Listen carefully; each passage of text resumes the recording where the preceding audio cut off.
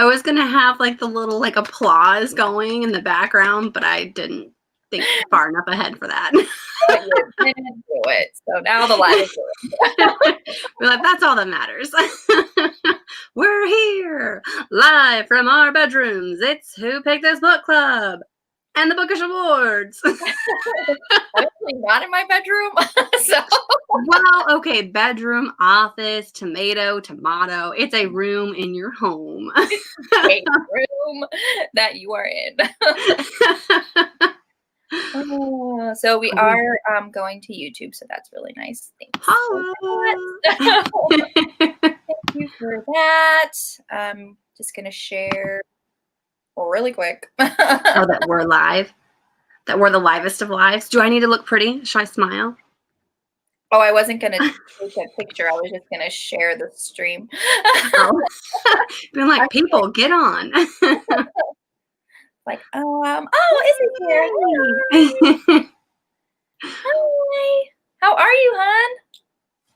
Alicia's here. Hi, Alicia. Everyone's here. Hi. It's like, okay, like 2 people are here, but then it says like 1 person's watching, so I'm like, the count's wrong. We just blew it up so fast that it doesn't know how to count it. So we've got like 1 million people watching, like the real academies. I knew it. I'm going to share to Twitter really quick too.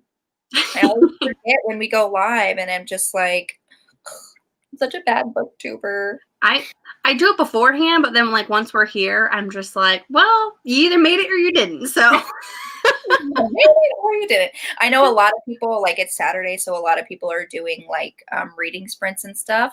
Hi, how are you? So Deja's here. You missed Deja. Deja? Yeah, she's up above. Deja. Deja's doing sprints today too. Awesome. Working on editing. I mean, you can do 2 things at once. That's wonderful. Great. Shamla's here. Hi. This is probably a better time for you, right? Because it's not like 3 a.m. Like 3 o'clock in the morning where you're at. Oh, we've missed you, honey. But thank you. I mean, we went to an award show. We're basically royalty right now. At least I feel like it. Oh, yeah, that's right. That's right. Yeah, you got to set a reminder. Yeah, honestly, I was scrolling through Twitter this morning, and people are like having live streams, so I totally get it. Perfect. It is, right? It is. Hi, Elizabeth. How are you? Sorry, Mike. Oh, you can't get your sprint. Okay. Super strong. I thought you were going live. I thought I saw her say something on Twitter about that. And I was going to say something, and then I'm like, maybe I read it wrong, and I'm really bad, so I'm just going to stay silent. Yes, okay, it was the same one then. Sorry. 7 p.m. Woo! It's like a prime time award show. It's better than like the middle of the night. Oh, you are? Okay. Yep. Hi, Antonella. The queen is here. How are you? You're right. Excited. Was it at like that mansion house that you posted? Because that place was beautiful, and I would love to have. I don't write, so maybe I could just have reading sprints there. Read there. Nicole, I'll encourage you to write, and then I'll just be reading next to you. Be like right next to you and read. We'll have Guinness. We'll have shots of. We'll have Irish car bombs because this has. You're gonna have an Irish car bomb? Have you ever had one of those things? They're delicious. Although I can't have like a straight full can of Guinness. It's like 4 ounces of Guinness. What? For an Irish car bomb, you have to chug it. It's basically Jameson and Guinness, and you have to chug it. Otherwise, it curdles. You can't just sip it. No. I said shots of Irish car bomb because we did like 4 ounces, so it wasn't a ton. But okay. You know me. I'm like, damn. I would be passed out. Really nice, honestly. Like just to get out of town and just read because I would love it. Change of scenery would be good. You do a lot of writing when you go away on these like retreats. So I'm proud of you. Oh, thanks. Thank you. I tried extra hard today. Not that I don't try hard every time, but I'm like, oh, I feel like I need to be a little extra today. Maybe in an advocate. Oh, anime. Which anime? I don't think you ever said. Is the Gook? I don't know. But, I have a couple friends. So today is the Bookish Academy Awards. I don't know if you've watched us before. We usually do it like as a sit-down video, and then I edit and upload. But, you know, with time, and this is already super late because this is literally the only time we could get together, we just decided go live because it's just easier that way. Deja. Oh, Deja, you're so sweet. But so these are our favorite books of 2020, but it's Academy Award style. So we take the kind of categories of the Academy Awards and kind of translate them to bookish things. This is a tag on BookTube. I don't know who created it because I'm a bad booktuber, but I did not create this. Just wanted to put that out there. Yeah, we've been doing it for this is our fifth year. We've been doing it since I started my channel. We did it in 2016. So this is our 5th year. Yeah. Was that my first time on your channel? I think it was, maybe. Just when it all started. Time, guys. My Hero Academia. Yeah, she was talking to me about this last night. She's like, you have to watch it. And I'm like, okay, I will. I definitely want to change. Oh, yeah, seriously, what can you do, you know? Yeah, 100%. Go to a different room in your house. Home no longer feels like not necessarily like not a safe place, but like not a relaxing place because it's where I'm always at now. Well, you also work from home house. So it's like I get to go to work still because we never shut down. I can't really do my job from home. So it's just like I actually get to leave my house and see stuff. But it's like people who are working from home, it's just like you live there and now you work there. So I sit for 10 hours in front of my computer and then I walk 50 feet to a chair and then I sit in front of a TV for the next 3 hours. And I'm like, I have no idea how I've maintained my weight. I haven't gained, which is shocking to me because I feel like I should have at least put on about 1,000 pounds by now. But, not 1,000 pounds, but I mean, maybe I don't snack as much. Who knows? Because at work, everyone has those freaking candy bowls and you can't go past one without grabbing something. It's rude. They put it out for you. Right.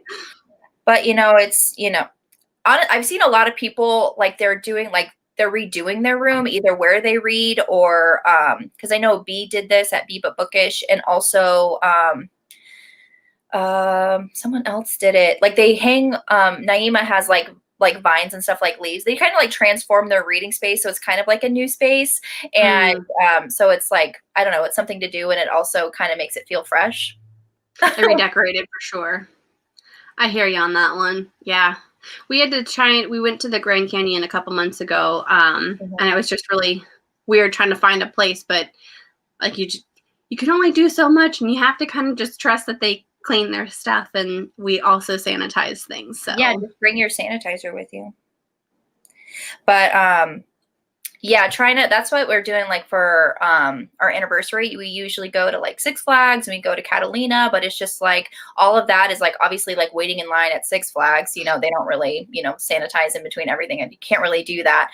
And then, taking the ferry to Catalina, close quarters, like everybody's scrunched in there like sardines, and on an island. I don't actually even know how the pandemic is doing on the island, but so my husband and I were just taking our truck camper and we're just kind of staying at RV parks and kind of staying in our own little thing instead of going to hotels and things. So that works.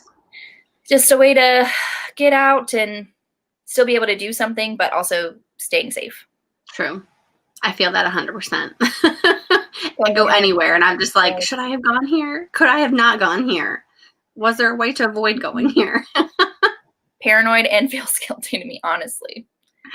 Like when we go camping or we go to the dunes, like it's like our family that we are around like constantly, and they're your bubble. They're our bubble, we don't see literally anybody else. And then obviously when you go camping or you're out in the dunes, literally everybody, like you're basically the only people out there. Hi, how are you, Steph? Hi, Work does suck. I used to work on Saturdays, and then I got lucky. Oh yeah, your schedule changed. That's nice. For the first time in like 5 years. It's glorious. It's also I don't know what to do with my life. All right, so I'm going to bring up my actual document here for the Academy Awards. I wrote mine on a piece of paper. I had to show it fast so nobody could see it, but I have it all written out because I did have it. Oh, go ahead. Oh, it's fine. I'm going to actually try to keep this very organized because I do have something to do, which is why we had to move it up a bit. So I hope Bianca's working. Oh, poor thing. But so I'm going to try to keep this as organized as possible. But, you know, so when we I'm tell you like the category and what kind of like it translates to, obviously Jen and I are going to give us or give everybody our favorite books, and then feel free to chime in the comments. I'll try to keep up as best as I can of what of what your favorite book that fits this prompt kind of thing goes. Okay, you'll figure it out as we go. So it's pretty simple. it's pretty easy. I promise it's not too hard. She said, "Shh, don't tell." I know sometimes when I catch lives, like when I'm at work, I'm like, "Don't tell my boss." So you said, "Shh, don't tell." Oh, our first prompt is best actor, which translates to best male protagonist. And so, Jen, do you want to go first? Sure. Okay. So we read this book. A lot of my books are actually towards the end of the year because even though I created a list to like stay on top of the books throughout the year, I started replacing them because I couldn't remember people in the beginning of the year because I have a memory of a goldfish. But I've read this series before, and I have a feeling this may have been a winner in past years. But again, it works. We've got Kaz Brekker from Six of Crows. Kaz Brekker, yes. I can't not love this guy. Like, he has everything planned down to a T, and he doesn't share anything with you. So, like, it's very nerve-wracking. And then you get to, like, a certain point, and you're like, everything is going to shit, and I just don't understand how it's going to go together. And all of a sudden, he's like, all the pieces just fell exactly how I wanted it, and this was my plan all along. And I was like, you should have shared that with the rest of the class. For reals, like honestly, he was just like, he's never surprised by anything, and when things go awry, really they didn't go awry because he's like, I accounted for this, it's fine. Except when he didn't account for something and shit hit the fan, and then we went to Crooked Kingdom. I almost picked both of the books, but I was like, between the two of them, Six of Crows, I feel like was just slightly more on top of it because it was just so good. So yeah, Kaz is a good choice.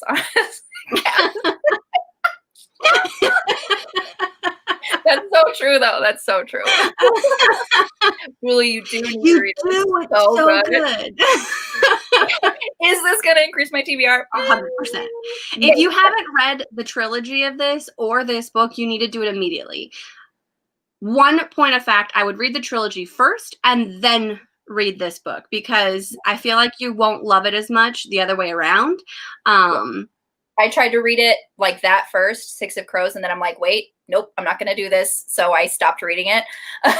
There are spoilers in this one if you haven't read the original trilogy. So definitely read it's Shadow and Bone, Siege and Storm, and Rise and Ruin. Is that right? Yeah. Ruin and Rising. Thank you. I knew it sounded backwards. But if you do those three first, and then this series, and then there's another book after this. It's a different duology, and she has the next book coming out. I believe it's in March. It might be February. Yeah, I think it's in March. You're on Siege and Storm? Nice. Go. Yeah. They're really good. All right, Nicole, your turn.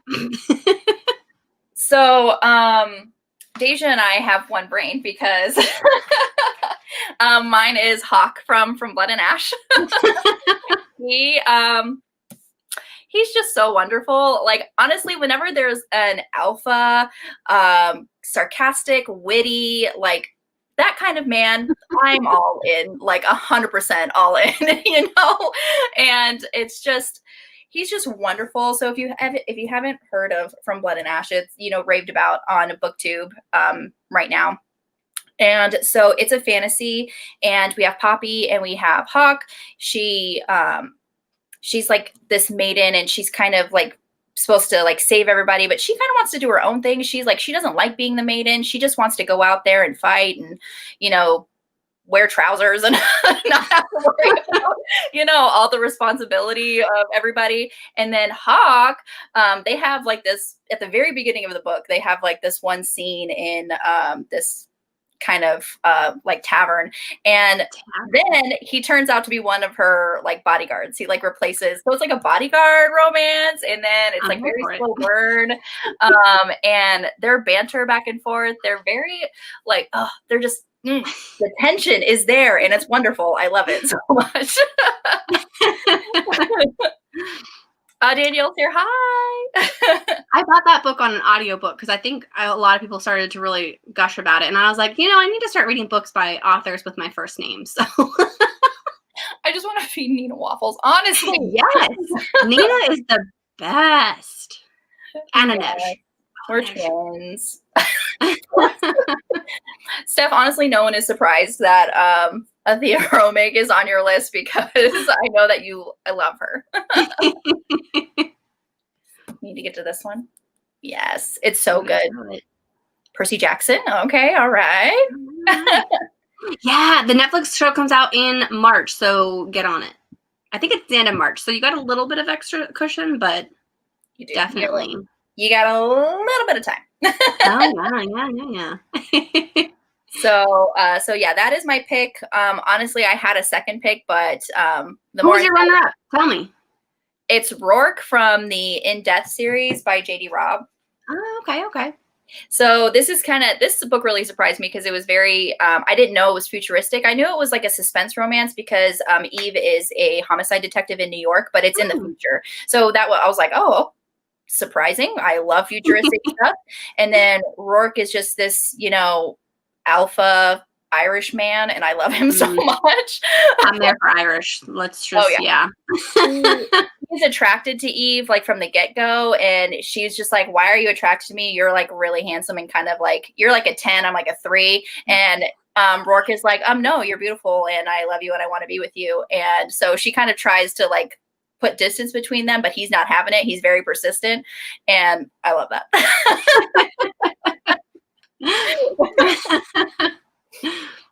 I think Bianca missed it a little bit in the beginning for the Bookish Awards.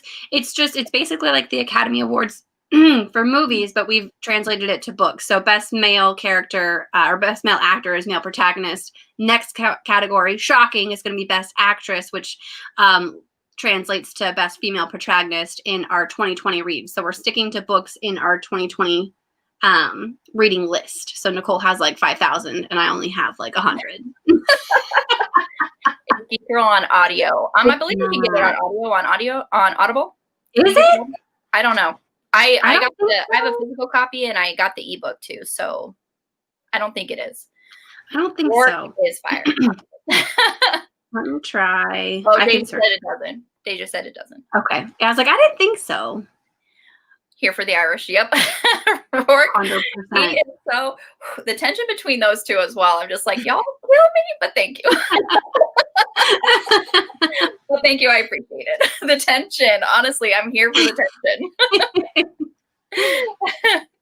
Got it. That makes sense. Okay, perfect. So yeah, the next category is best actress, which that translates to best female protagonist. So I can't believe you went past this and didn't like praise me for the fact that I picked one book for that first category. I always have like 6 and you're just like, Jen, you got to pick one. I picked one. Good job. I just had to throw that out there because in years past, you always give me a lot of slack for having like 2 or 3 books. Well, honestly, I just expected it. Oh, super. Oh, hi. I haven't seen you forever. Yeah, no Geek Girl on audio. Oh, am I supposed to go again? My bad. Yeah, I was sitting here waiting for you to go. I didn't know if we were going back and forth. So, Deja, prepare yourself because this first book is Amelia from Kingdom of the Wicked. This book was so good, and I loved her so much, and she was wonderful. So, yeah, it was Amelia. Basically, someone dies, and she has to figure out who it is. But she summons one of the 7, I think it's like the Lords of Hell. And then she like traps them, and their banter in here is wonderful too. So yeah, this was my pick for best female protagonist. I had a runner-up, but again, this was from earlier in the year, and I couldn't remember a whole ton. But I put Karou from Daughter of Smoke and Bone trilogy on here as my runner-up for that category. Good one. This is books we've personally read, not just books we've read for the book club. True. Jen does want recognition. I know, because I knew it was going to go downhill from there. So I was like, I have to get the props where I can, because I'm pretty sure that's the only one. Only one you have one book for. There are a couple. I do have a few where it's just one, but I didn't grab the books for the ones that I called runner up.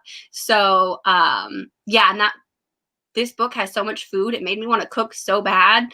Yeah, that's audacious. Yeah. Let Jen have the win. just for the first category, guys. From Poet X. I still need to read that book. Ash from.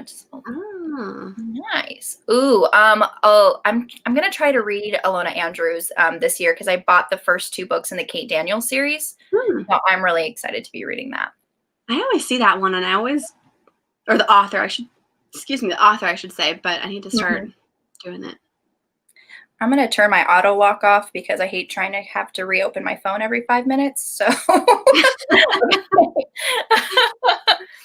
okay. So my pick is Cat from the Kingmaker Chronicles. This isn't the first book. This is the second book, but currently the first book is making its way around the United States, because Jen and I are part of a traveling annotated book club.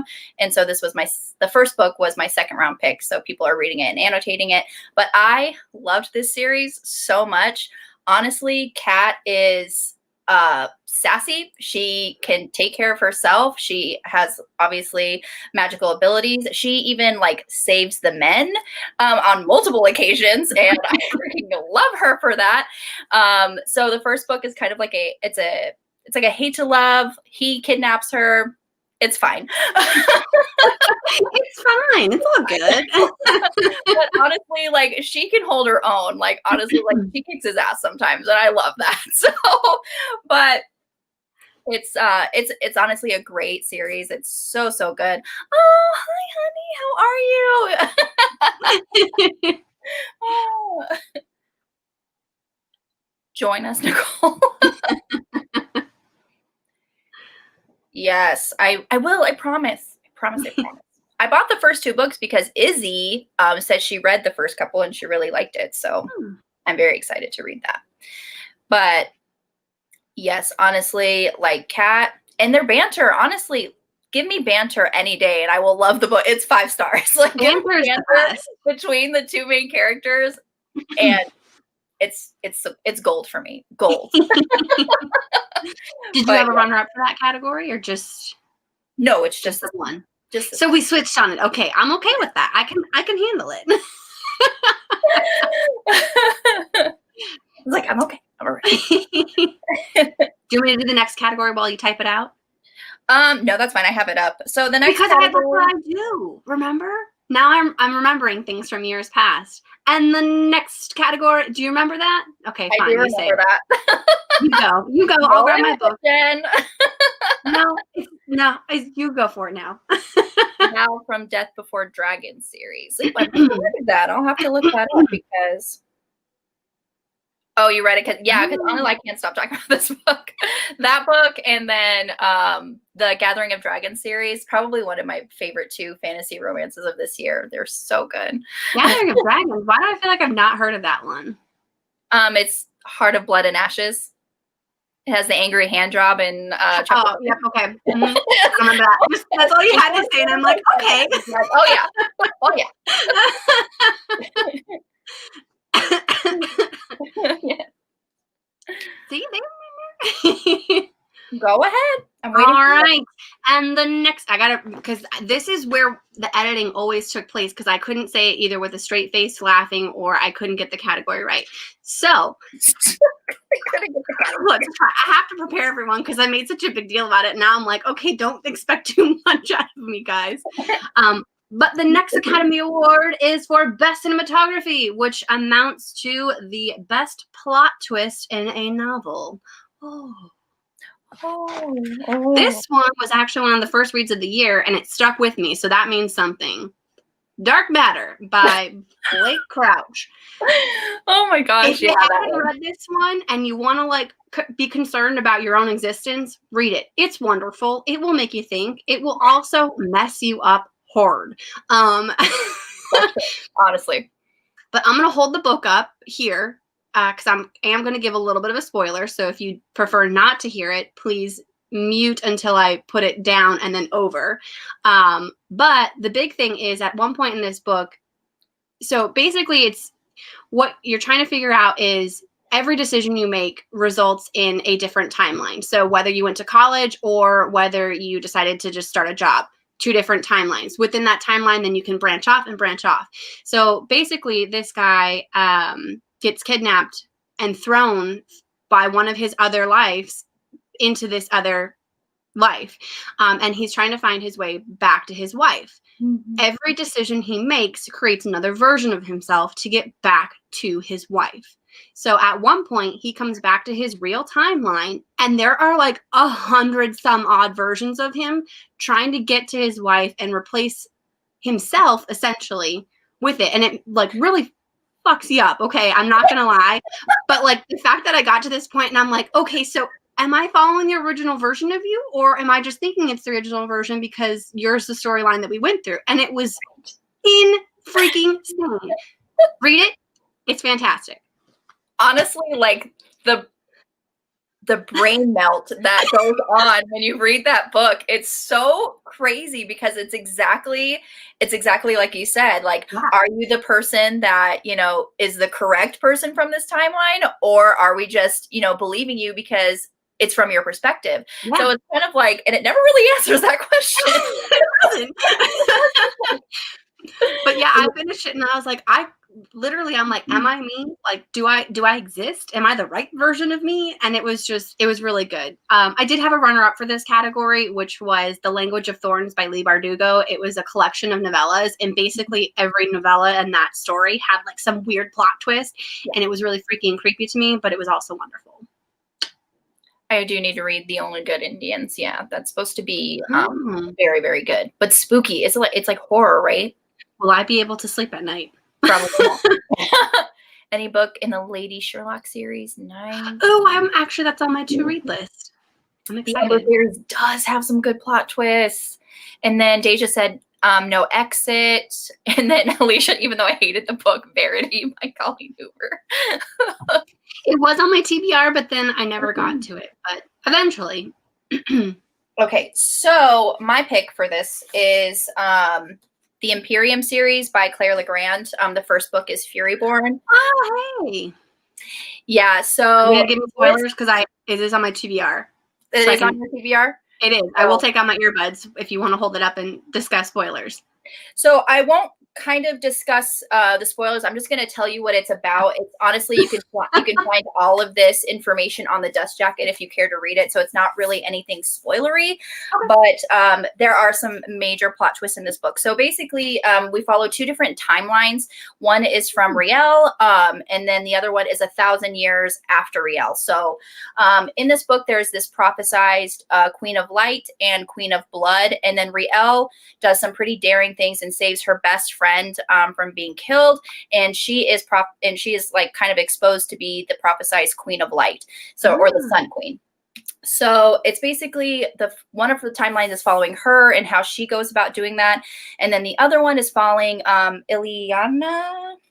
I think that's how you say her name, Ileana. Yes. So it's 1,000 years in the future, and she's like this bounty hunter in this kingdom, and Riel, like her story is basically like legend, you know, because it's so far into the future.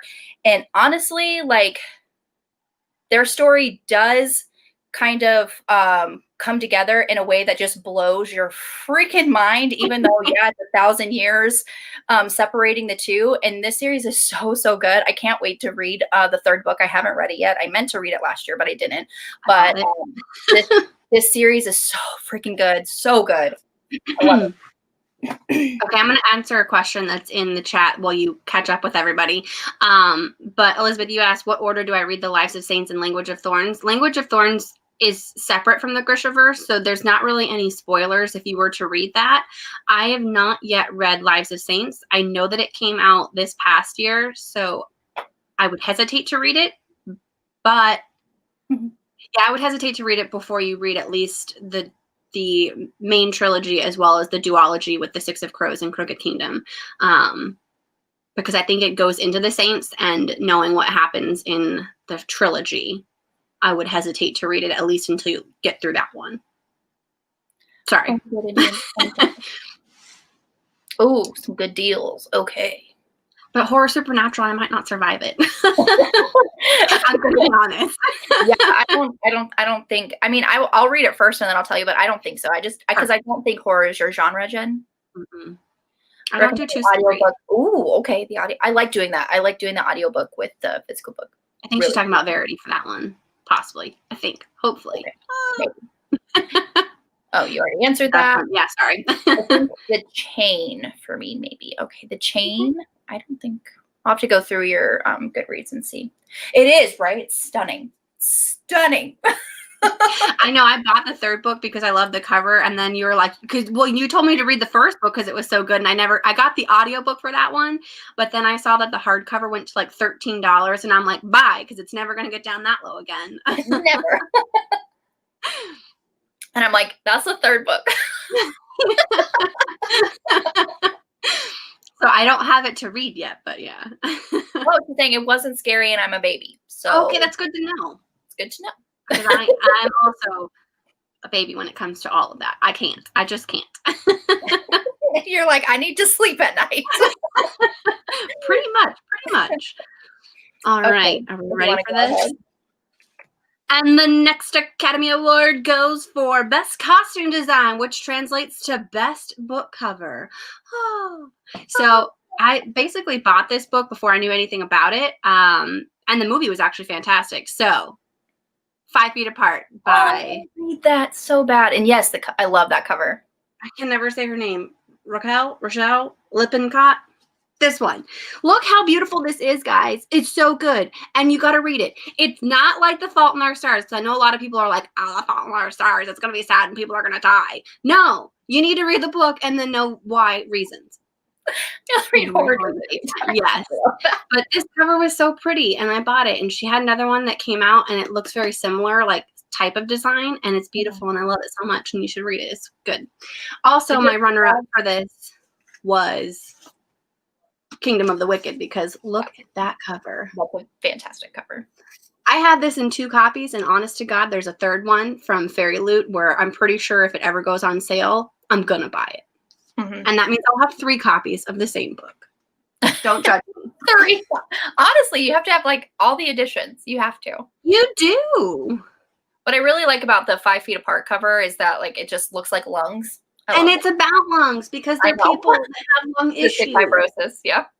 Thank you. It's been so long since I read it. So I was just like, I know that it had to do with lungs and they were required to be 6 feet apart, which was funny, COVID times, because like if you were closer than that's how you would transmit the disease back and forth to these 2 people. So they were like, okay, we're going to push the rules because we love each other and it's only going to be 5 feet apart. And I was like, that's beautiful. Okay. I love it so much. So definitely got to read that, guys. It will. That's a beautiful cover too. Yes. Kingdom of the Wicked. I know. Kingdom of the Cursed. October 5th. I know that now. Sorry, I don't mean to yell. The Kingdom of that. Yes. I'm so intrigued by that. I'm just like, what is this about? I haven't read it yet, I haven't read it either. Which is why I couldn't edition of them. Yes. So honestly, this was so hard for me to pick. But it really is. Because I could probably like hold up just in the stack in front of me. I could probably hold up like 3 books where I was like, these covers are gorgeous. But I have this edition of The Star by Erin Morgenstern. It was almost one of my picks as well because I love the book. And then the naked cover. It's stunning. The inside cover. Is it the same? I mean, it's still beautiful. And then, well, you talk about the naked cover. It doesn't really have anything on the naked no, cover. my naked cover has something. Yeah, Spoiler alert. the US one does. Yeah. Hold on. And then I just, oh my gosh, it's just stunning. I love it so much. Hang on. So here's the US version of it. Yeah, and that's beautiful too. And then this is what I was talking about because I got the keys. I love me some keys. And then this is the naked cover I'm talking about. Yeah, stunning. Stunning. I always love a good naked cover, guys. I love the naked cover too. Tether in the Year. Oh, Year of the Witching. Yeah. Yes. Sorry for all the weird sounds, but books are heavy, guys. Books are real heavy. It's a tie between Black Sun is a beautiful cover. Beautiful. Ooh, Slay. I literally just got the audiobook for that because there was a deal. There's a deal on Perk. If you get the audiobook, I think it's like $2, $2.99 if you want Slay on Perk. Really good. Mozart's sister who believe is more to be talented than he is. Interesting. Hold on. Oh, someone's probably talking to her. I was just like, what the hell's happening right now? I'm going to have to go back and like write all these names down because y'all are giving my TBR a ton of stuff to read. Thank you. It was just my husband. If you haven't read Sick Kids in Love by Hannah. Ooh, okay. All right. Yeah, I'm going to have to go through and get like literally all of these. Year of the Witching, beautiful cover. Oh, yeah. That's on my list too. With the Fire on High. Oh, yeah, okay. Yes, With the Fire on. I've heard of that, but I can't think of the author right now. I almost picked. Yes, Antonella. Yes, Catalina Cove series is so good. The covers are beautiful. I love it.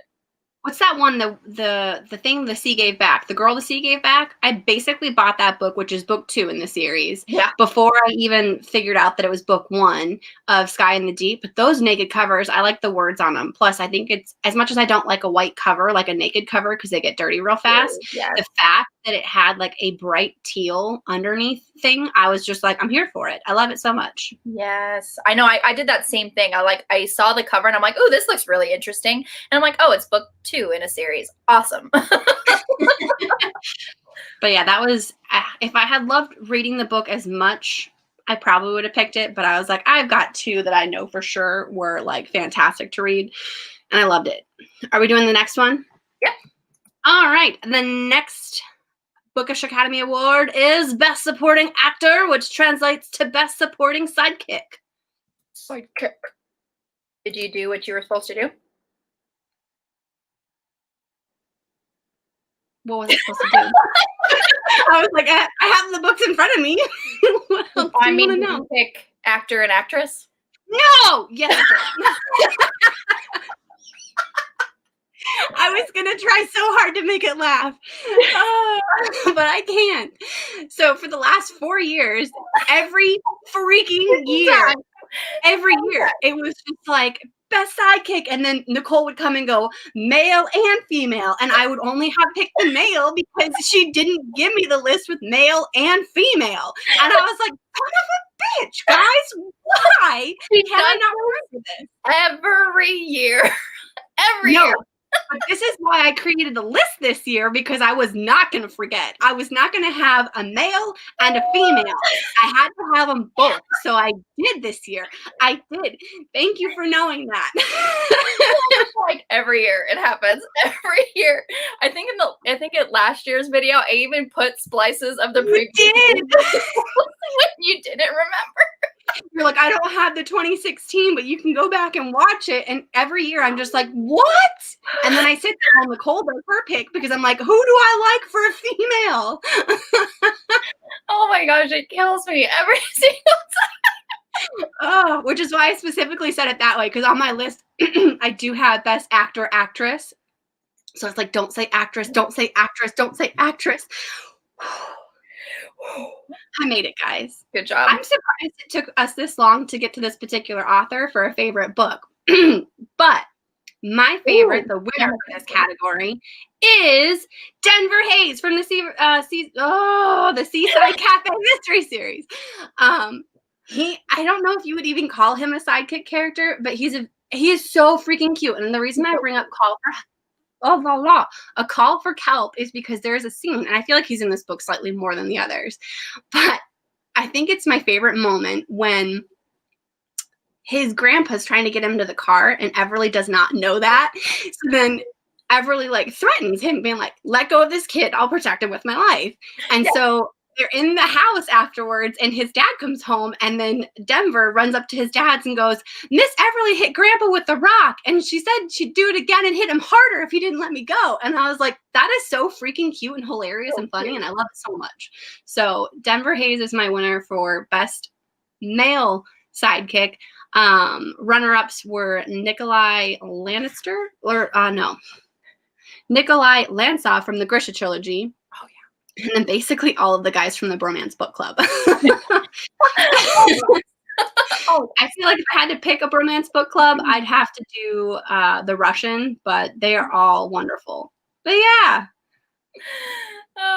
We do like on the fly picks. We do. so funny. So Deja, you're mad at your show.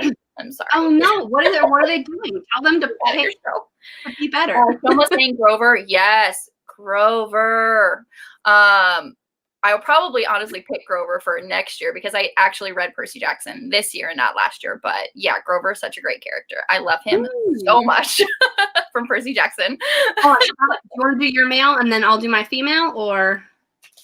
Yeah, that's fine. I'll do. And then we'll keep them together. Yeah. So my favorite male is Harper from A Torch Against the Night. He's mostly more prominent. I like him more in Reaper at the Gates, but I don't have a copy of that book. So I'm just going to hold up A Torch Against the Night. He actually comes off as someone you don't think is a good guy.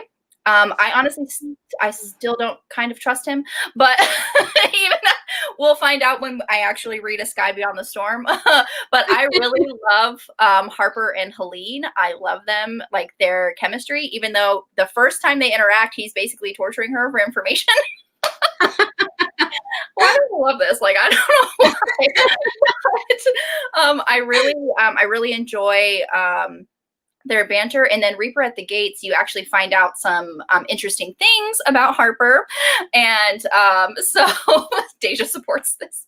Sorry, no, I was looking at the one before what she said. So I just honestly, like, I want Helene and Harper to be together. But I think when I read A Sky Beyond the Storm, I'm going to be devastated. So I know I'm like holding off reading that all one. the feeling, it's going to kill me. So I would say that Aiden is he a sidekick? I'd say Aiden is. I don't feel like he's a main enough character. I mean, it could be debatable, but I would go, because there are like a main pair, I would say Aiden's a sidekick. Yeah, for sure. I would say. Yes, it's so good. He's totally a main character. I'm like, he has his own chapters, I guess. True. I mean, you could make a case for either way. Kidnapped. Like, what the? Not really a spoiler. Gotcha. He is fantastic, though. He is, honestly. I really enjoy that series.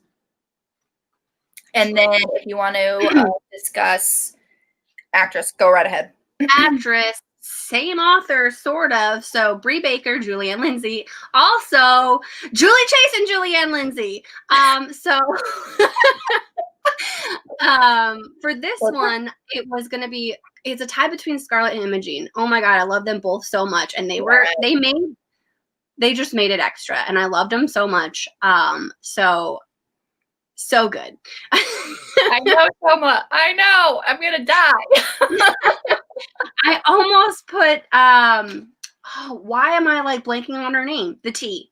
Schnapps. Peppermint Schnapps and Earl Grey. Oh, so you'll like my pick then. Okay. I'm trying to think. I was just like, she was a runner-up. Hold on, I had a lot of runner-ups for this one. Okay. I had originally Dawes from the Ninth House, but I couldn't remember her character enough to be like, yeah, let's go with it. I like her though. Yeah. And then because Daughter of Smoke and Bone, again, earlier in the year, so I don't remember it quite as much, but Zuzana was my other oh my gosh, yeah, character. Those are probably my two. So my absolute first pick is Cookie from the Christmas Tree Farm series. I knew as soon as you said it, I was going to hate my life. Go ahead. Sorry. Don't mean to yell at everyone's ear. Fantastic. She's great. She's kind of like the old lady I want to grow up to be. She has this, not necessarily magical, but like this really great tea that she offers everybody. And it's really just Earl Grey and peppermint schnapps. And 10% Earl Grey, 90% schnapps. And so she was like, and she's a hoot. I love her so much. And she is just so kind too, and so generous because she ends up, like, you find out that she has a lot of money and she invests in, now I can't remember who she invests in. What's her name? Oh my God. I know, it's terrible. So she invests. Why are we this way? I know. Hold on. I have my list here. Oh, that's not the right one. You have your list. But anyway, so she, one of Holly's friends, turns out to be, becomes her friend because she was going to get married. She had to cancel the wedding. So she went to this cake shop where she got her cake and she had to cancel it. But the girl that worked there, she's just like the counter person and she doesn't really own the shop. And she was like, I would never charge you for a cake if you weren't going to use it, but this is the policy. It's kind of close to the date, blah, blah, blah. So they actually become good friends. And she's really good at making like cakes and cupcakes and things. And so Cookie invests in this girl's cupcake shop and like really doesn't, want to be paid back and doesn't want to be like a partner or anything. She's just like just generous. And she's like, she actually said, like, if you pay me back, I'll put you in my will and you'll be my sole heir. So just stop it. Like, her name. So funny. She's so great. But then Susanna from Daughter of Smoke and Bone, honestly, is fantastic too. I love her to death. They were so good. So good. Yes, Cookie. So I want to be her when I grow up. I just love that one scene where she's just sitting there and goes, "Oh, I hear you're looking for some money." And I was just like, that's just a random thing to say, but it's also lovely and wonderful. Honestly, I need a Cookie in my life. I hear you're looking for some money. Why? Yes, I am. Money would be great. Thank you, ma'am. Honestly, I'm seeing all the new covers for everything, like all the exclusive boxes and exclusive covers for things. I'm like, y'all, I have a limited amount of money to spend on books each month. You are killing me. Killing me. What does it look like? I need to know now. So beautiful. I didn't even know that was a thing. You knew we had to get Kitty Couture in here. You knew. 100%. Knew it. Ooh, wait, is that the same one or is that just a different? Oh my God, there's so many different types in here. Oh God, I should stop looking now. I would totally take Shafter and Aunt Tilly from the Wicked Witches of Midwest series as my sidekicks, and I want to be Aunt Tilly when I grow up. Love it. Yes. Honestly, it's like all these beautiful editions coming out, and they have like their sprayed edges and they all match and they're gorgeous. And I'm like, listen, I'm poor. And a lot of them are like UK based, so it would cost a fortune to even just send them here. So I'm like, it is. You got to go to abesbook.com, or what is the other one that I always forget about? Is it Thrift Books? No, there's another one where you can get UK copies, but it's still expensive as all get out. But yeah, they translate it to US dollars for sure. So. For sure. Don't they just know? Almost glowing. Okay. There were a couple different ones. Mm-hmm. Hold on. Really pretty. Wait for it. Like this one? Because that one said like 2011, 2012, but I was like, it's purple and blue and it's pretty. I don't think so. Then they had this one, but that's not the one that you're talking about either. But I was like, oh my gosh, where are all these copies at and where can I buy them? Well, I've seen that cover, yeah. Because, I was trying to find like a new cover and that was the closest one, but that was 10th anniversary edition. I found it, guys. Yep, I like it. Okay, here it is for everyone needing to know. Yes. It does look like it's glowing. I see that more than the other one. Got it. Yep. It's awesome. All right. Yeah, that was such a great series. Oh, that was so good. It was a good series. It really was. Good. All right. So, if you want to go ahead with the next. The next Bookish Academy Award is Best Original Screenplay, which amounts to plot or world. Best plot or world. So a world that you enjoyed and did not want to leave. So there's a couple of these here, but other copies hard to find. All right. Well, my original answer, I've got a couple again. I've got several backups on this one, but I feel like if I had to pick one, this is going to become a theme for the next couple of books. But the Seaside Cafe Mysteries by Bree Baker. I love this book so much, and then also with it would be the Kitty Couture series, because honestly, I finished reading both of them, and as soon as I finished reading it, I'm like, I need more. I need more of all of them. I need them all. I want more. Please, and thank you. Hashtag need more Kitty Couture. If you haven't read it, please read it, and then please at Crooked Lane Books, and then say need more Kitty Couture, and then after they probably block you, because me and Nicole are probably close to it, hopefully they'll just we'll create more accounts, and then we'll just blow them up from there, so they'll never get away from us. We'll create more accounts. You thought you were gonna get away. Nope. So yeah, those two were the highest on my list, and then the other one was, it was more for like plot rather than the world, because it was just kind of the normal world. But The Invisible Life of Addie LaRue by V.E. Schwab. That book was so good and so different, because it's just basically, it's a book about a girl who doesn't want to get married, and this is like 1700, so she's, the only option for her is to do what her parents say. And so she prays to the gods that answer after dark, which is who you don't want to respond. And so in order to like give her her wish, he literally makes every person that's ever met her forget her. And it's just an insane way for her to kind of like go through life, and you really feel for her, and then she kind of figures out how to work it, and it's just really well done. Yeah, she was basically like, I don't want to belong to anybody. He's like, okay.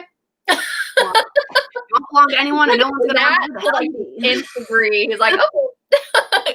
Everybody you meet's gonna forget you. So it was so good. So those are my three picks, but yeah, I feel like if I had to choose, it would be the Seaside Cafe mystery series. Yeah, for this, for me, this is probably, I have a couple of rereads on here, but I tried not to do rereads because I wanted to do just books that I read for the first time, and my dogs are barking. Of course, it's my turn. My dogs start barking. Like, why wouldn't they? But this is a reread for me. But that is the Psy Changeling world from Nalini Singh. Oh, okay. So this is really, really good, futuristic, kind of dystopian, where you have the Psy race, which is kind of like a very like scientific race, and they have basically eradicated emotion because they believe that's why, you know, wars are caused, and because people can't control their emotions. So they basically said, nope, that's not for us. So, and then you have the changelings, which is shifters. We have a leopard pack shifters, and then we also have wolf packs. But as the series goes on, you also get like bears. You get kind of like marine life shifters as well. So honestly, one of the more original shifter books that I've read, just because of that scientific element and the futuristic element that you get as well. So I love this series. So amazing. So good. Yeah, you do. You need to read it. There's so many books you tell me to read. Okay, I know. I'm working on it. That's why half of these books are for Julie and Lindsay, or Lindsay pending. Besides the danger, the characters are always in. Percy Jackson, yeah. Zodiac Academy. Oh, okay. That sounds interesting. Oh, so Slave to Sensation is so good. It's this whole series. This whole series is so good. Who's doing someone? Or they might have already done it. They were doing like a read. Charles did a read along with it. Yeah. I think it's for the end of this month, so I still have time. But I know they just started the Immortals After Dark series too, which is so good. You should read that series too. Okay. Well, once I quit my job and can just read for a living, we're on it. The anime show, not even 48 hours ago, and I'm on set Wow. Oh my god. How long are the episodes though? Because I feel like some of those can be short. I think exactly 20 minutes. They're 20-minute episodes. Okay, so not terrible. He's just letting everybody know that he agrees with everything that's being said right now. I mean, Sleepless Sensation, you said it's about shifters, so maybe like he's been shifted into a dog body, so. Angela, no one is taking kids into coronavirus. Nobody. I was like, stop it. Honestly, I didn't read this. There's a second book in that series called The Cure, and I didn't read that book, but I read a Twitter thread of it, and I'm like, no, not doing it. The coronavirus is enough. I'm not reading this Cure. No, not doing it. Oh goodness. Stop it. Honestly, I don't want to put people through that again. I don't want to do it. All right, if you want to go with the next one. All right, and our next category is Best Adapted Screenplay, which is Best Book to Film Adaptation. I honestly was hoping for the Grishaverse on this one, but it didn't release last year because I'm pretty sure COVID ruined it. So that one went out the window, and then it took me freaking forever to figure out which books I had actually read that were books to movies, and there were a couple. Anyways, the one that I ultimately went with was, once again, 5 Feet Apart. I can't say the author's name. I'm so sorry. I'll get close so that you can read it. Hopefully that's her. Please read it. But it was so well done. Such a good. It's like one of those ones where they actually stuck to the plot of the book. Like, I don't feel like they added too much. They didn't take a lot away. They didn't change much. So what you read was basically what was on screen. And it was well done. So I've seen them both, and I love them both. So that's my pick. I won't tell you my runner-up because they're coming up later. Okay, so I don't actually have a physical copy of this book, but my pick is The Old Guard.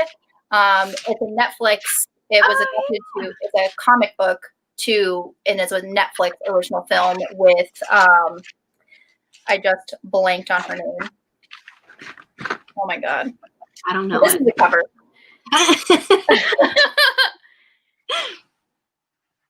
Charlize Theron. Thank you. It just came to me. So yeah, it had. So it's a Netflix movie with Charlize Theron, and it is so good. So basically, it's about these immortal beings who kind of create this group who take it upon themselves to kind of fight and help people in wars in everyday life. And Charlize Theron's character, she is one of the oldest, if not the oldest. And she kind of, in the modern world, nowadays, she kind of grows very tired and she's like, I don't want to do this anymore kind of thing. But it's basically her journey of her protecting this girl. There's a new immortal being that came in about. So she has to kind of train her, take her under her wing. It's very, very good. I really, really enjoyed it. Charlize Theron is a joy. She's fantastic in this movie. But that was my pick. It was really good. I don't know if I read a book that was adapted. It's hard. It was hard to figure that out this year. Hard. I did not realize that. I totally thought it was the other way around. So should I give you my other pick? I know that one was off first. Movie. Got it. So it's the novelization of the movie. Got it. I honestly thought it was the other way. So who knows? You can go with your other pick. Go ahead. It was just the Twilight series. Because I was like, we did a whole live stream about that. That makes sense. Not a movie, but I've watched the show. And Anthony. Oh yes, I wanted to watch that too. I just haven't because my husband doesn't want to watch it. The next category I could tell you, but it's not a book, so that's why I didn't choose it, but it would have been my answer if I thought Nicole would let me get away with it, but I don't think she would have. So the next Bookish Academy Award is for, and this is going to be a mouthful, Best Animated Feature, which translates to book that could be an animated movie or a comic book / graphic novel. So I actually answered both of it. So the first one, and this is what I would have chosen as my favorite book because this is probably, and Nicole's gonna judge me, one of my favorite movies of all freaking time, and I read this comic book solely so that I could use it as my winner for this Academy Award, is The Kingsman: Secret Service. The comic book and the movie are nothing alike, so oh really, nothing at all. I could not call it an accurate adaptation because it's a loose translation. So I was just like, but I would say that was probably my favorite comic book of the year. It was also my only comic book of the year. So I went with the first half of this because I always try to answer, if I can, both of them. But best animated feature, so book that I thought would be good turned into an animation. And Nicole, I told you to read this one, and I'm probably sure that you won't read it, but okay. It's An Absolutely Remarkable Thing by Hank Green. Honestly, I don't know what it is, but I have no desire to read that book whatsoever. I keep putting it off. Like the hold keeps coming in for Libby, and I just keep saying deliver later. I think in your mind, you're thinking it could potentially be like John Green, and I'm here to tell you it is absolutely nothing like John Green's books. It's a different brother completely. It's a different novel completely, but it's such a good book.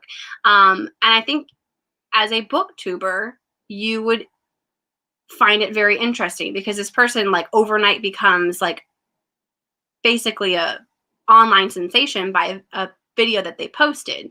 And so it's how they kind of deal with that aspect. And basically, and it's funny too, because this year, I don't know if anyone's heard about it, but all of a sudden these like, they call it monoliths, I think is what they're called. I'm really bad with words. They just kind of pop up out of nowhere. Nobody knows where they came from. Nobody knows what they're for. Nobody knows what they do. They just show up. People take pictures with it, and then they go away.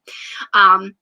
And so basically what happens is there's like a little robot structure that shows up in certain cities within the U.S., all over the world, not just the U.S. And she names him Carl. And basically she does like a weird little interview with this thing because she finds it at like 3:00 in the morning. And then it's like this huge deal. So it was very interesting. And I liked it. So that was my pick. I think it would make a good comic, good animated feature out of everything I read. I'm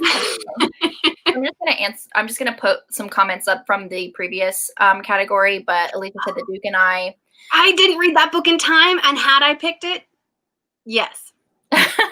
Percy Jackson. Mm-hmm. It's not about what he wants.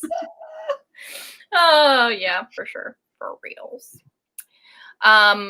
So my pick that I think would be a good animated feature, I read both a series of Unfortunate Events, and then I've read some books in the Goosebumps series.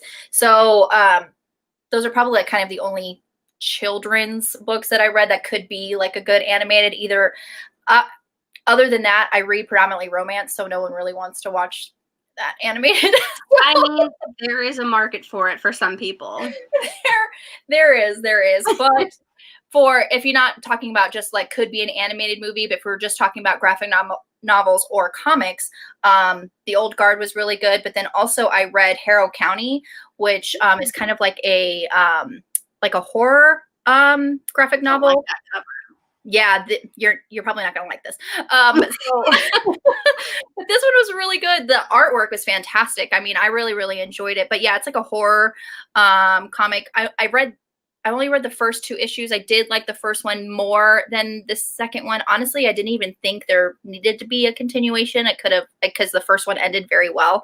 But this was recommended to me by Jess. She used to have a BookTube channel with Christina. Their channel was Game of Tomes, but they don't have one. They don't have the channel anymore. So, but they really enjoyed this, and so I picked it up, and it was really good. I really enjoyed it. But yeah, it's spooky. The artwork is really good, but it's kind of creepy. Kind of creepy. Oh, crap! Don't fall now. Okay, if you want to go with the okay. I'm pretty sure this is not going to come as a shocker, but the next Bookish Academy Award is Best Director or Author You Discovered. Whoop, whoop. I'm pretty sure there's only one author that we'd all discovered last year that is going to win this category. Nicole, you did this last year. It's a 6-way tie for Julianne Lindsay, Brie Baker, Julie Chase, and Jacqueline Frost. Why so many pen names? If you haven't read this author, you need to drop what you're doing immediately and go buy them all because they're freaking fantastic and you're going to love every moment of it. So thank you, Nicole. I'm sorry that I waited 2 years to actually read the author. Yeah. But I am grateful that I did go ahead and do that. But then my second runner-up pick would basically be, and this is another one you suggested to me, but the Bromance Book Club by Lisa K. Adams. So that is the other one. I love how Deja's like, Julianne Lindsay. I love it so much. So I was like, this one should not be a shocker to anyone that's watched your channel recently or our live stream book clubs. Yeah. Don't go. But yeah, that is my answer. I need to read her too. Yes. I'm going to answer I'm going to share some of the comments for the previous. Smile. Okay. Romance would give new meaning to graphic. I told you. I've read some graphic novels. Let me just put that out there. But you recommended one and it freaked me out, and I was like, I don't think I can. A better day in my life. Deja, can you take care of this guy? If you know what I'm talking about, thank you. Deja is amazing. Book Club, yes, so good. Richard Peckmore, a rediscover, since I read one of his books years ago, but couldn't remember it. Nice. And then, so my pick, let me get so I have two. What? This is brand new. I remember last year how you're like, I have 4. And I was like, you can't do that. You yell at me for picking one. And then you're like, it's the same person. I go, same person. I know last year I did the same thing that Jen just did because I discovered Julianne Lindsay, Brie Baker last year. So yeah, it was fantastic. So good. So best author you discovered this year. My first pick is Brenda Jackson. So the series that I read was the Catalina Cove series. So this is the first book, Love in Catalina Cove. The second book, which is my favorite in the series, Forget Me Not. It has like an amnesia plot trope, which is it's done so incredibly well. It's so good. Honestly, I was sobbing. I was crying because it was just so beautiful, kind of thing.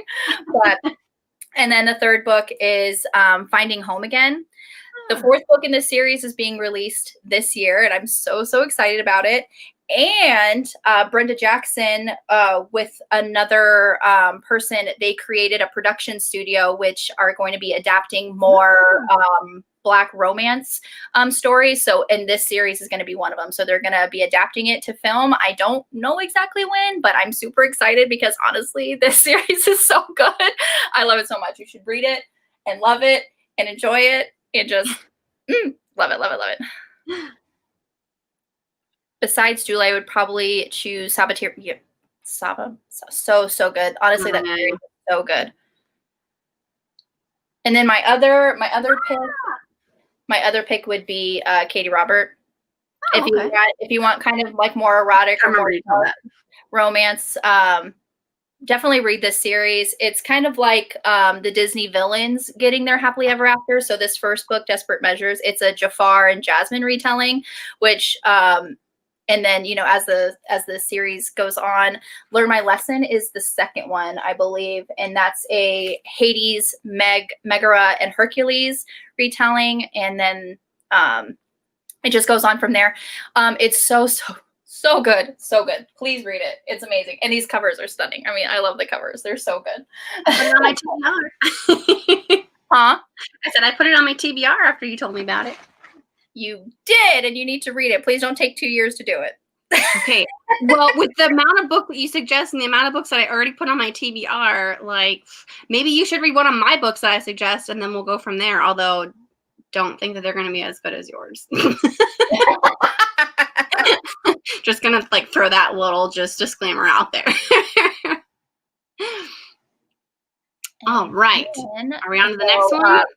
I was reading the Arsenic Geek Girl book before the live stream. Nice, you're getting ready for next week. I'm going to start that today because today's football. And you know what goes good with football? Putting football on in the background and reading in place of watching. You know what goes better with football? Turning it off. Guinness. I agree with you 100%. So the next Bookish Academy Award goes to Best Visual Effects, which is action in a book. Dun, dun, dun. Do you know how hard this is to figure out best action in a book? I was just like, I can't do Kingsman again because, again, it's not really great. You would like hate me for it forever. I'm trying to pick some new things. So I was like, okay, what books had my heart pumping that made me nervous, that I was just like, I can't handle. I feel like I ran like a marathon. And guys, please don't hate me for picking the same author repeatedly. But it's the Garrett, I can't say it. The Protectors of Cade County and Garrett Valor series by Julianne Lindsay. Yeah, it was between this one and The Fortress Defense, but I was just like, this one had the cat lady. This one had West. I was just like, yes. Yeah, and these honestly, those for the suspense romance, they're so, I mean, her cozy mysteries, they have some action in there, especially when the heroine is in danger. But for the romantic suspense, man, the action in those books were just so good. They're constantly on the run. Your heart is pumping, adrenaline is going. They're just so good. I'd never read a romantic suspense. So like this was my first dabble into like Harlequin anything. And honest to God, I didn't know that I could feel like I was running sitting down. And it happened, guys, multiple times. Read romantic suspense before. You've read Sandra Brown. Okay, but not like Harlequin. I feel like hers is different. Those are much longer, and I feel like I have time to recover in between each incident, and then all of a sudden, like these ones, it's like bam, bam, bam, bam, bam, and I'm like, I can't take it anymore. Just let them have it happen with her after, like, please. I can't take it anymore. Honestly, like, yeah, for the categories, they're so much shorter, and so much action is packed in such a short amount of time. Like, yeah, you're running. It's a sprint for sure. As opposed to like Sandra Brown, it's kind of like it's a long distance. It is. So yeah, I mean, it's just, and that's one thing I love that they're kind of shorter because then I can just, I can actually finish these in a day, and I feel like I'm a very slow reader. So I very much like that aspect where you have a beginning and an end. But yeah, they were just, they were so good. Yeah. But you gotta look. Yeah, no, honestly. That's what I was doing, because Jen's like, throughout the year, I'm just going to be filling in these categories as I read the books. I'm like, that's such a great idea that I didn't do. But do it this year. I'll send you the link, because I do it as a notepad, and I honestly, like, I'm reading a book. I have it, honey. I have it. I just didn't do it. Well, do it this year, because what I'll do is if I start to feel like, and this is how I have runner-ups in a lot of categories. This one, I honestly filled this one probably 2-3 weeks ago because I was looking at them. I'm like, this is the only one that I haven't filled out, and I just don't know. And that's again, which one has my heart pumping, which ones got me nervous, and I just, yeah. Into the Drowning Deep. Yes.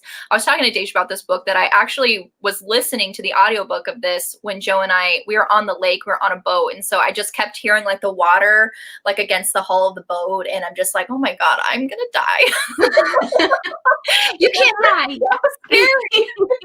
Especially with the audiobook, the narrator is so good at creating kind of like, it was like this really ethereal, atmospheric listen too. So it was really good. And then you're just in the environment, you're on the water, and I'm like, these killer mermaids are gonna get me.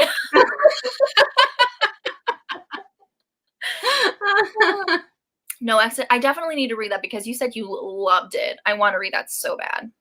Legit was explosive. So for me, I'm gonna go with House of Earth and Blood by Sarah J. Maas. Oh, yeah, that was a good one. And the one scene, I wish Charles was here. Maybe this will summon him. Maybe Sarah J. Maas will summon him to be like, I'm sorry, was someone giving a 1 star in their 2020 Bookish Academy Award? But the one scene that I just really think about, there was a lot of scenes, but the one thing that I thought about was it was at the very end. So if you haven't read this, a little bit of a spoiler. Basically, to get your power, or to get the most of your power, it's like the creatures or the Fae in this book, they kind of have to like dive, like they're doing like this diving where they're getting. That's how they become like immortal, or, you know, get their most power. So, and at the very end, it's like, I could see it. It's like she's falling, and it's what's like wonderful. And everyone's like, she just went past like the most powerful Fae being on the planet. I'm just like, yes. And then there's this one scene where like this dance club like explodes, and like she was in the middle of it, and, you know, like this. And then the scene, obviously, in the beginning, where her, so spoiler alert, if you haven't read it, I'm just going to keep the book up if you want to mute me. When her friend and her pack, like, get killed by this thing. And it's like, that's kind of like really, you know, really detailed and very scary. But yeah, so I honestly, I really, really, really, really, really enjoyed this book. And I can't wait for book 2, which is probably going to be a long time coming, but okay. I was like, I don't even know if there's a release date yet for that one. No, I don't think there is either. I will, I promise. February. Good action, right? Action packed, but it's a chunky. Honestly, it's chunky. And I had to audiobook that one because I wasn't too long, and I'm just it was too much for me. It was too much. A lot was going on, but it's kind of like, it's like fantasy, but it's like in a contemporary setting where it's just like they have like cell phones and things like that. You're freaking apart with the sword. Oh yeah. How could you forget, Nicole? She said she's in the middle of. Oh, nice. Okay, good. Okay. Yeah, I know, because I know like the second book in this series wasn't being released because she's literally releasing Silver Flames this year. So I don't know, like, she should 6 months from now just put out another one. What was she doing all last year? Kid, I got it. She was very into the political stuff because I do follow her on the social media. So many new authors I just got. Yeah. Reading Deja's more favorite books, or like just reading books Deja tells me to. I should probably make one of those of, you know, books that Nicole told me to read. Yeah, seriously. If you make a YouTube channel. I technically have one. I just haven't used it or done anything with it. All right, so this next category we've had to modify slightly. So the next Bookish Academy Award is Best Musical Score, or Music from a Book to Film Adaptation, or Best Audiobook. Yeah, or Best Audiobook. Yeah, I texted Jen like a couple days ago where I was just like, can we change this, or can we add a little caveat, because honestly, like, I've only read so many book to film adaptations, or I've only watched so many book to film adaptations. And honestly, I wasn't really listening to the score or the music in these things anyway. So I'm just like, can we like add a little caveat and maybe say like best audiobook, because I'm struggling. It's struggling. It's a struggle. Had the Duke and I come in and I read it last year, this would have been the winner for my category. Also, Kingsman again. I would have loved to have awarded this because I love the soundtrack for that movie, and literally I can listen to it and probably tell you what part of the movie that song was in, because it's a good soundtrack. But I ultimately didn't want to pick 5 Feet Apart again, so had to think real hard. Well, again, I was kind of banking on Grishaverse. I was like, oh yeah, we're gonna read all of these leading up to the thing. We're gonna be fine. Wonderful. But I ended up picking Twilight. Oh, what? Crazy. Everyone's thinking of the baseball scene, honestly. That's like the most iconic scene. Every soundtrack was so well done. I figured if I had to pick a favorite, I'd probably go with Twilight. I do like that one the most. It was the first one. It was wonderful. But yeah, this whole book adaptation to movie, their soundtracks were on point, and nobody can argue with me if you've seen them, because you will also agree that they're wonderful. Like, no one is gonna argue with me. Everyone's thinking of that. Yeah, a Supermassive Black Hole. I still listen to that song, honestly. Best audiobook, Illuminate Files is such a great audiobook. Oh my gosh. It's like you're listening to a movie, honestly. It really, really is. It really is a good one. Lincoln in the Bardu was really good. What I did is I listened to that audiobook while I physically read it because the way that it's kind of broken down, yes, it's different. It's like a full cast of audio. It's a full cast of narrators, but honestly, it's just like one right after the other is talking, almost like a script. So if you just listen to the audiobook, you kind of can get lost. But yeah, Lincoln in the Bardu was actually a really good audiobook to listen to. By action, do you mean like fight scenes or we should have done both. Oh my God, next year. We're adding that in for next year. Bow, chicka, wow, wow. Okay, we have to have both though. That's amazing. I'm writing that down because I'm not forgetting that. 2021, let me open. Okay, best. Where did it go? Action in a book. That's so funny. Oh my God. And I immediately thought of a book. So. Which one? Now I need to know. It's actually a part of this the book, one of the books I'm going to talk about later, but okay. So I can say it then, but yeah, that's pretty. I've updated it to be action and sexy times. So thank you. It'll be there next year. That's amazing. Thank you. I appreciate that. Anything Teddy Hamilton or those voices. I love, like, sometimes honestly the narrator can make or break an audiobook. Usually. Yepers. Okay. I did the same. Oh, you mean for Lincoln in the Bardu? Got it. And then, oh yeah, because doesn't she narrate her own books? But then she also narrates other people's books too. I want to say. Maybe. I could be wrong. Cora Bastone, Call Me Maybe. I had that on my to-reads list this year. Short but great. Hey, we like short but great. I think it's included and it's like 5 hours. So it's basically a 2-hour audiobook at the speed that we would listen to, if not less. That's so true. Okay, so my favorite, I put my favorite audiobook, which is The Deep, which is, let me see if I can brighten it up a little bit without totally. I was like, I can't see it at all. That works-ish. Yep. So The Deep, Rivers, Solomon, David Diggs, William Hudson, Jonathan Snipes. This audiobook was really good. Also short. It's like a 4-hour audiobook. Honestly, I thought it was gonna be longer. I was surprised at how short it was. But this book is about the mermaids who are descendants from pregnant slaves that were thrown overboard when they were transporting them across. And so in the book, there's this like one person who is the quote unquote like historian who remembers everything, like the history for everybody, because it's so traumatic. They don't want everybody to remember it because it's just, it's just that terrible. And once a year, they all have this gathering and they come together and she has to share with everybody. So because they don't want the history to be forgotten either, because it is very important. True. And she feels like that's a lot. And she doesn't feel like she can do it as well as the previous one. Okay. And, so it's kind of her journey and like coming into her own self. And then she kind of basically like runs away, but she does face it in the end. And this book was so good. And there's actually a song. It's also called The Deep. It's by Clipping. And if you listen to that song, it's like really, really good too. But this is the cover. Sorry, it's all blown out, but I really, really enjoyed it. It's so, well, listen.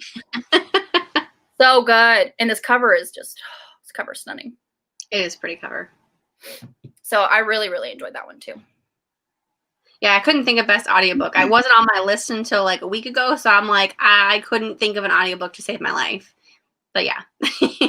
Shoma, you're so right. Like, I'm more interested in Mount Chickawawa action than fighting action. I almost wanted to say I have someone, but I read the book this year, so it can't count. Maybe towards next year. Madison Faye. That's all I'm going to say. Yes, Madison Faye. I love that I got you reading her. I got Deja reading her. I got I have to read her at the right time, because otherwise I can't go back to back on hers, because it's just, I need plot, okay? I need a background. I want there to be a story along with the steam, okay? I don't know what's wrong with me. Sometimes just steam is just fine, but I am old-fashioned and I like to be wooed, okay? I like to be wooed.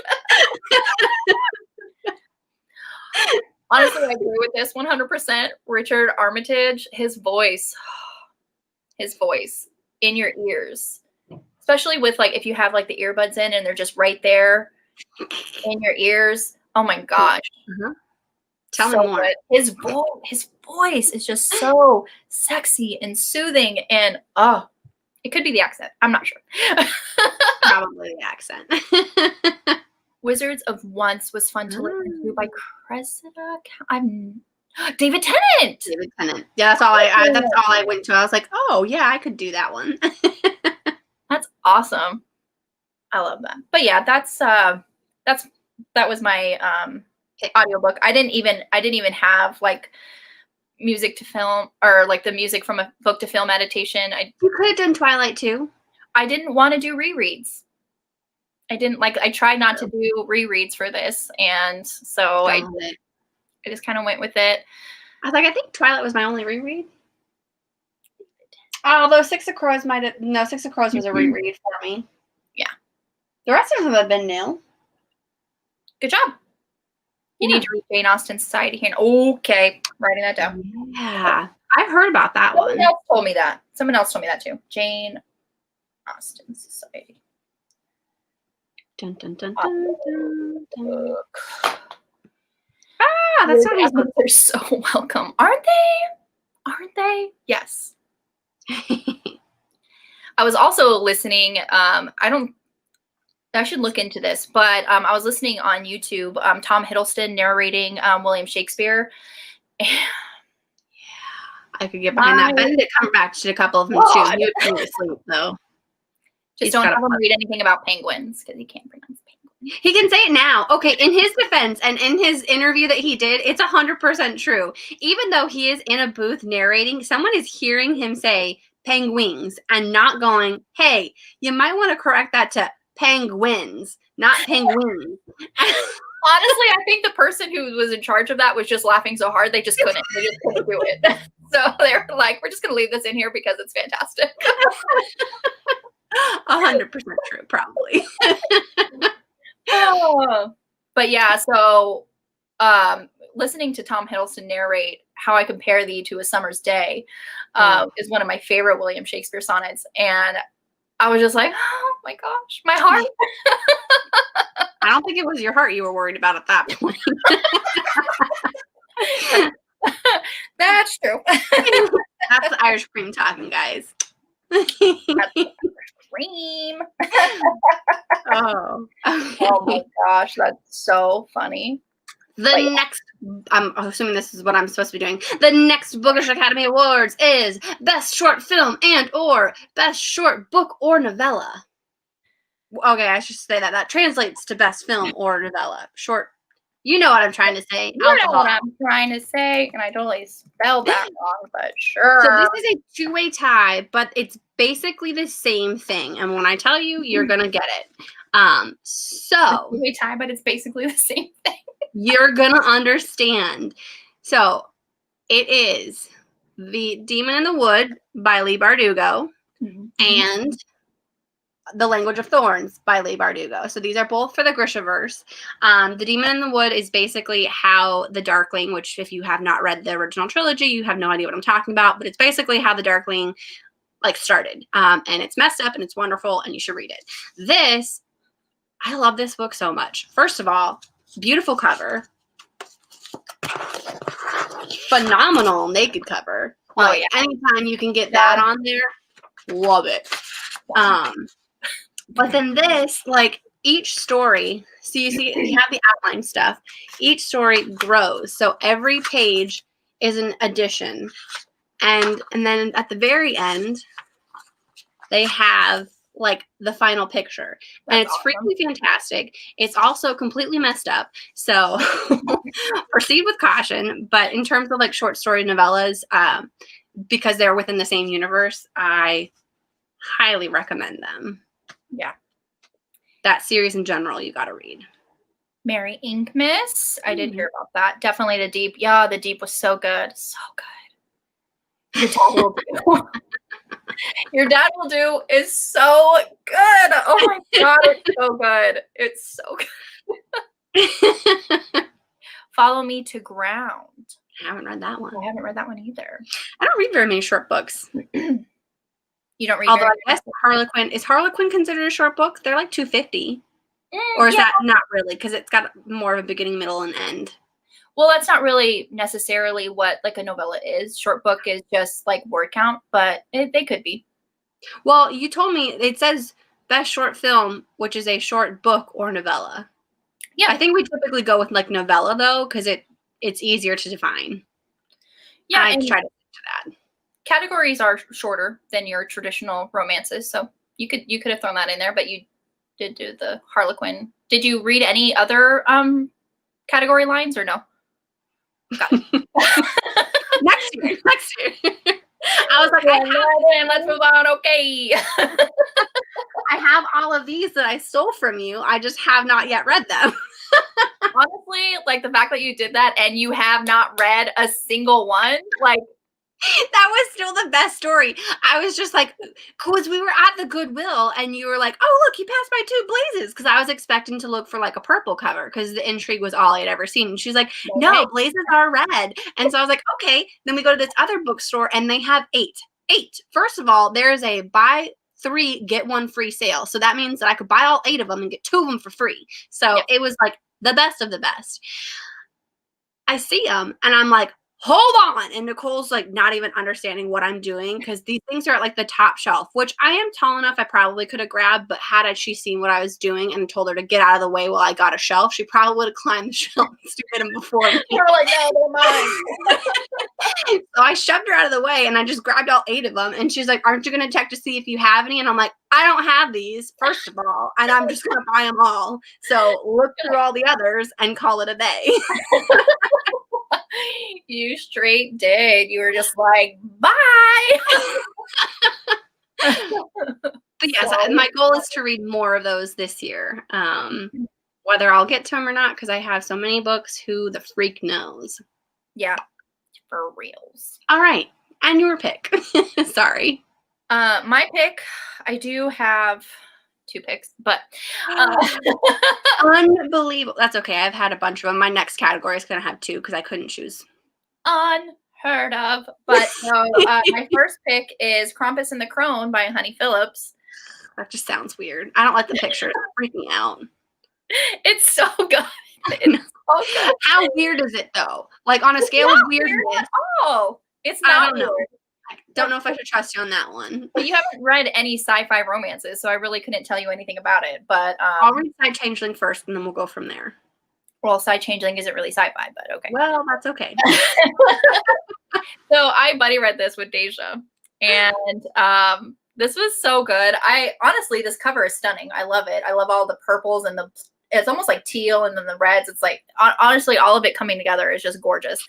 And so it's about, it's kind of like an alien planet, but when you get the history, the people who have settled there, they crash landed, generations ago.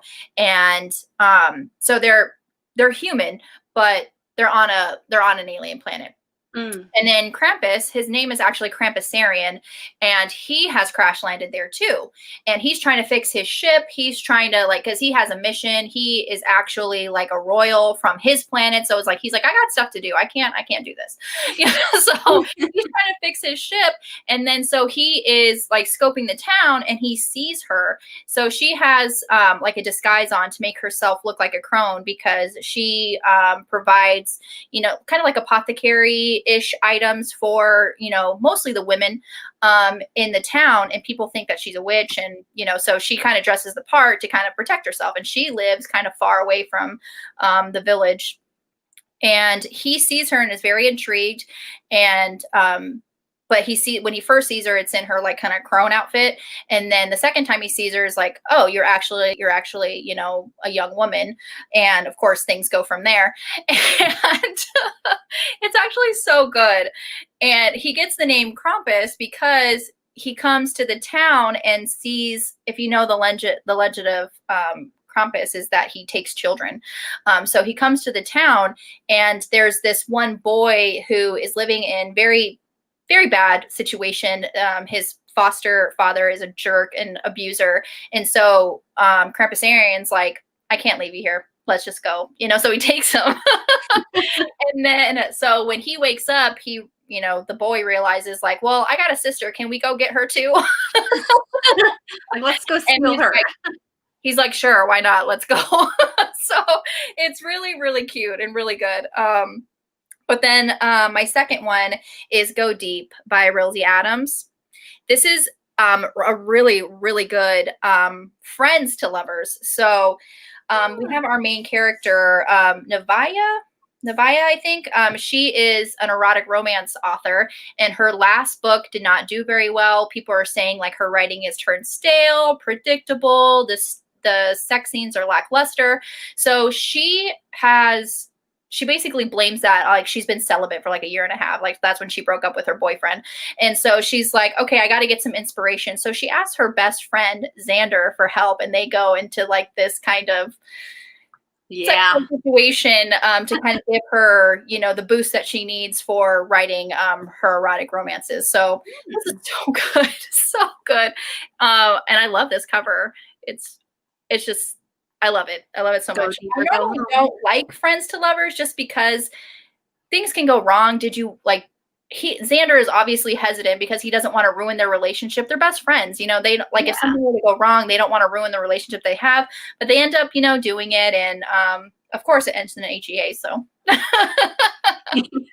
enemies to lovers is because you get the banter with that one. The friends to lovers, it's just like, you can have a little banter, but it's not like the good stuff. Yeah, I know. That's why I love enemies to lovers. So, but if you like friends to lovers, honestly, read Go Deep. It's so good, so good, and it's short. I think I read it in a couple hours. So nice. It's really, really good. Reading this book made me want to read like her entire backlist, and I did read Birthday Shot. I think that's what it's called, by this author, and that was really good too. Okay. I loved it, so definitely read it. Do it. Okay, so go ahead with the next one. All right, and we only have 2 categories left, guys. Prepare yourselves. The next Bookish Academy Award is Best Picture, which translates to a Best Standalone Novel. So I have 2 for this one. I mentioned the other one earlier. I don't have the book because, as it is, it's our annotated book club book, so all I have is the dress jacket because I wasn't going to take that one. Yeah. So The Invisible Life of Addie LaRue by V.E. Schwab. The first third of this book is very dark, so I will give you that as a heads up. But again, this is the novel where she doesn't want people to remember her because she doesn't want to live the life. She doesn't want to be defined by it. So this guy makes everyone forget her, and it's very interesting to see how she survives. And then that ending, oh my God. And then my other book is The Starless Sea by Erin Morgenstern. I love this author. She does the Night Circus. I can be 100% honest with you. I don't remember much about this book. But I put it on my list, so I must have loved it. And I do remember it being really good. And I remember the ending, which is why I can't say it because it's very, very spoilery. So I'm just going to leave it as this is a really good book. I'm just going to leave it as I really enjoyed this book. I don't really remember what it's about, but that's how much pretty much all of the books go. Okay, let's just be real. It happens sometimes, honestly. But so I had to pick a second book because the one that I picked, I just found out from Ashley over at the Bookish Realm. I watched her best of 2020 books, and she let me know that there's actually going to be a second book in series like with this one. But I did want to mention it because it is such a great book. But that is The Year of the Witching. by Alexis Henderson. So I didn't realize that this was going to have another book in this series, but this is so good. So good. And obviously, yes, this cover is stunning. I love it.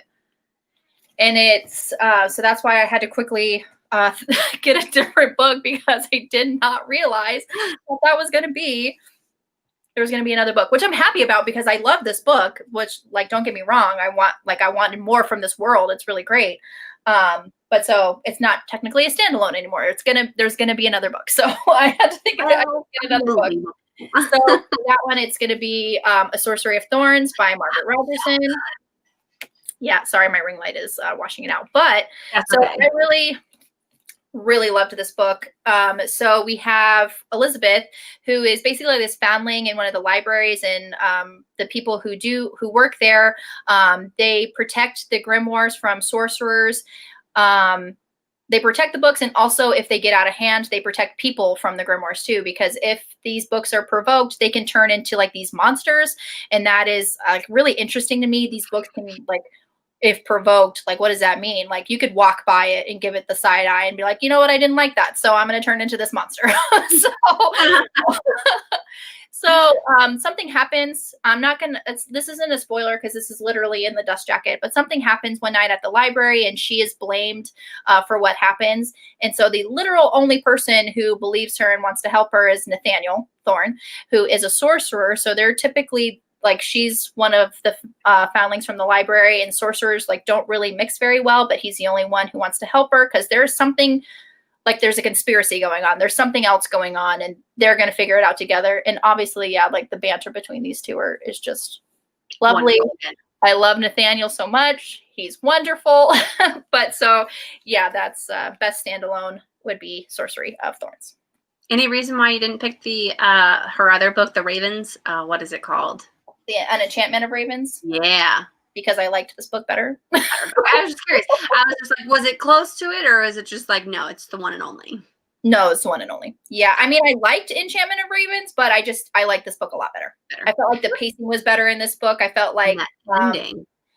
In the ending, yeah. And I felt like with Enchantment of Ravens, it was very slow. Nothing really was happening until like the last pretty good chunk of the book where they get to where they're going. But I felt like this one kicks off very quickly, and it's a lot of action as opposed to Enchantment of Ravens. So yeah, okay. I was just kind of curious because I was like, I remember both of them being good. Good. A Southern, but I need to read this book. Everyone said it's really good. Trouble with Hating. Oh yes, I need to read that too. I have it somewhere in here. I have it. It's there. I see it. It's one of those. Every Thriller both sides that. I need to read that one too. I like, obviously, like with so many books that I've read, there's still so many that I did not get to. Yep. Yeah, I know. But yeah, it's still good. It's still really good. One of my favorite books. My Dark Vanessa. Yes, I've heard great things about that. Yes. I know you really like that one too. I knew that. Alrighty. Our final category, which we've also had to modify because this is kind of a book that neither of us read, but I've read a book specifically so I could pick a book. But our last Bookish Academy Award category is Best Documentary, which is a best nonfiction or historical novel. Or historical. It has to be or historical because Nicole doesn't read nonfiction, and neither do I, to be honest with you. Although I've had this book on my shelf for forever. I got it as an ebook. I got it as an audiobook because there was like a sale where it's 99 cents. And then I found the physical copy at Goodwill. So I was just like, all right, I've got all of these copies. I should probably read it. So it was Yes, Please by Amy Poehler. If you like Amy Poehler, if you like Parks and Recreation or her stuff on SNL, it is a fantastic read. I think you'd like it. I listened to it as an audiobook while I was at work. I would recommend it because she does the narration herself, and it's really funny because she has other people kind of like guest star on the audiobook. Oh, I guess I probably would have picked her for the best audiobook if I had to. Anyways, but it was a really good one.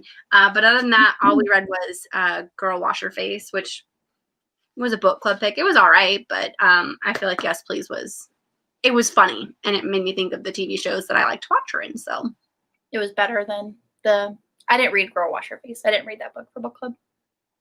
Understandable. So the two books that I read, Deja said, yes, she loves the book Hood Feminism. I need to read it. Yes. That's nonfiction, period, she says. Nice. So the two nonfiction books that I read this year, I have a copy of one, but I don't have a copy of the other. But I'm going to say both of them because it's really, really good if you read both of these books together, kind of like, you know, they kind of play off each other very well. And one of them is White Rage by Dr. Carol Anderson, and the second one is White Fragility, Why It's So Hard for White People to Talk About Race. So there was a discussion, a really, really great discussion, like with Books with Shay, about these two books, and they're really good to read together because this goes over like the history of where kind of systemic racism comes from, and then you read White Fragility, and it kind of like it's a reflection of yourself, of like things that, you know, sometimes you might have done or might have said that you're kind of looking inwards of, you know, like where your kind of own racism comes from. And it's not comfortable. It's not a comfortable read at all. It's not meant to be. But it's really good at self-reflection and seeing, like, reading it from like a historical standpoint and then reading it from, because the White Fragility was written by a white author and this is written by a Black author. But so the White Fragility is really kind of like taking a look at, you know, your own kind of issues and stuff. And so it's definitely not meant to be a comfortable read, but it is really good to read these together because I just think, and the discussion was really good too. I meant to post it in the description box, but I didn't get a chance to. But so those were the two nonfiction books that I read that I really enjoyed them. They were nice. Learning a lot, obviously. And then because in this book, there's a lot of things in this book that you learn that you probably more than likely didn't learn in public school, because public school, their education is very whitewashed.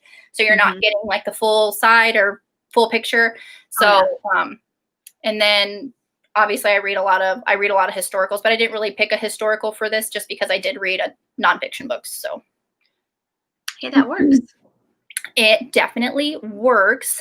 The Last Girl by Nadia Morandi, also Mariah Carey's book, and How to Be an Anti-Racist. Yes, I do need to read that book too.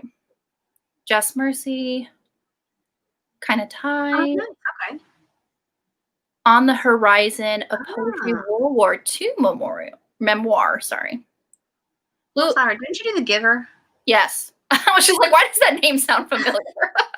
I was just like, I think that's The Giver. That was it, guys. Those are our picks. That was the last category.